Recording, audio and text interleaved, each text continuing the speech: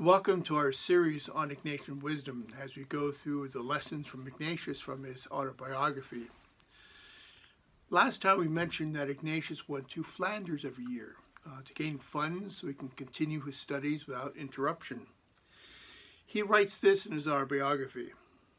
On his first return from Flanders, he began to give himself more intensely than usual to spiritual conversation, and almost at the same time, he gave the exercises to 3 fellow students who are at the Sorbonne. What is spiritual conversation, and why is that important?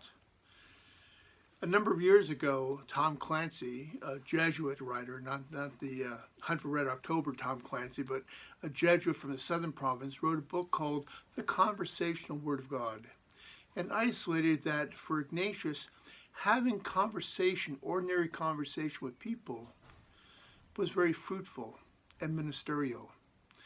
And later, he would lead that person into conversation on virtues and on other kind of spiritual topics. And this is called spiritual conversation.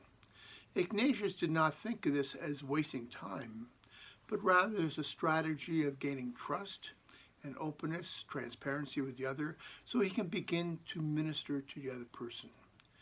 That's important to recognize that spiritual conversation is a real significant way in which we help our neighbor and help each other. Ignatius discovers this. Even before he gives the spiritual exercises to other people, he engages them in a long time in various forms of spiritual conversation. That's one way in which we help each other. We help our neighbor by praying for them, being a good example, certainly, as Ignatius writes in the Jesuit constitutions, but also engaging them in spiritual conversation to gain their trust and lead them to topics that are significant in terms of discovering who we are and how God is active in our life. Thank you very much.